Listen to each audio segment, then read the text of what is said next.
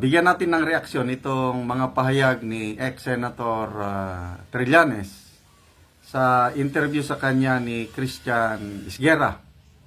Sabi niya, makukonvict daw si BP Sara sa Senado. Sure na sure siya. So ano ang basihan niya? Ayun, ang ating pulusawan ngayon. Tatanungin mo yung isang senador, sasabihin niya, titignan ko yung ebidensya. Yes. Ganun na sasabihin niya. Pero, ang nakikita na natin, mapoprofile mo na bawat isang senador. So, meron dyan, ito, kasi we're confident about our evidence sa pagkanilabas ito. Yung unbiased... Okay, we're confident about our evidence or evidences na pati yung panahon na mayor pa si BP Sara sa Davao isinama. Pati yung hindi niya pagsagot sa mga tanong sa mga hearing isinama. Grabe, 24 articles of impeachment. Sabi ng isang political analyst, dalawa lang ang mabigat doon sa 24 articles of impeachment. Yun lang parang may threat si BP Sara sa buhay ng presidente. Yun lang mabigat. All others, mahina. Sabi ng mga pati abogado, yung mga napakinggan kong in-interview na So ano yung sinasabi ni ex-senator Trillanes na pag ilabas daw ang mga ebidensya nila malalakas. Ang objective na mind, i-convict talaga to. So, convict. kung yun lang ang basis, meron tayo makukuha na mga 10 or 11 votes, then meron kang 7 na undecided na kailangan pa ng konting motivations, ika nga, no? Para makakumbinse. So, I think at the minimum, makakakuha ng 18. Wow! So, talaga? Ayun. 18 votes daw ang boboto sa conviction ni BP Sara. Tandaan na natin yan 18. So, ilan lang yung mag-no? 5 lang. Sino kaya itong 18 na sinasabi ni Senator Trillanes? Hindi, theoretical. 18 ang tinitingnan nyo dito ng numero. Kasi ang magic number is 16. Ngayon ako, pinaguhugutan ko niyan nung corona impeachment. So, nung una, based on the evidence lang, 10 lang kami. Pero in the end, nung actual vote, naging 20 kami. Bakit? Kasi syempre... Okay, corona impeachment. Inamin ni Senator Jingo Estrada, kasama siya din doon. Kasama rin pala itong Trillanes.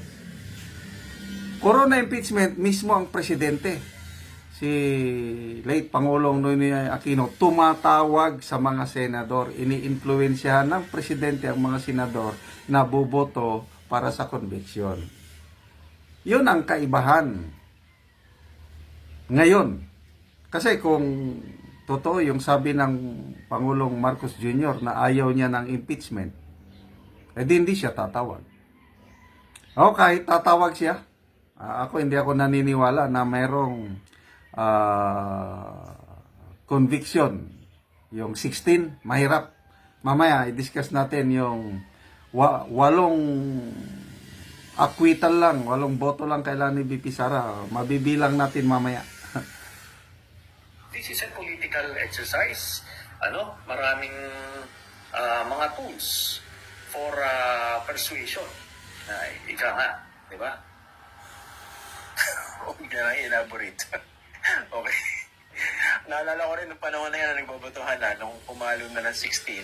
Meron pa kang bali-balita meron yatang senador na 2 speeches yung inahanda for conviction and for acquittal. Anyway, kasi crucial nga yan, nakikita kung saan nag-shift yung tide. Pero dito isang persuasion. Ganito yan. Pagka nung kay Pinoy noon, nung corona impeachment, yung gumalaw na sila to persuade, dalawa yung prospect niyan. Yung tipong, are you with me or against me? Ngayon, itong mga senador na ito, pag nag-decide sila, hindi, against the evidence, kahit na conviction, guilty yung sinasabi ng ebidensya, pero mag-a-acquit pa rin sila, then ibig sabihin nun, they are ready to cross with the President. Na may 3 years pa na buo na sa term na naiiwan. Kahit Oh, ano bang gusto ng presidente? Di ba ayaw niya ng impeachment? Hindi ata narinig ni Mr. Trillanes yung panawagan o hiling o opinion ng presidente na wag nang ituloy ang impeachment dahil hindi nakakatulong sa taong bayan. It's a waste of time. Hindi ata naintindihan eh. So iba ngayon. I don't know, sino lang may gusto dito sa Kamara siguro. But as far as the President pronouncement is concerned, ayaw niya ng impeachment. Okay? So, ang kaibahan ngayon is paparating ang eleksyon next year. Ang mga senador, mag-iisip yan. Pati mga kongresista yung kung aakyat ba sa Senado, i-endorse. Ngayon, nag-iisip ng mga kongresista. At ang pinakamalaking factor, yung rally ng iglesia. Na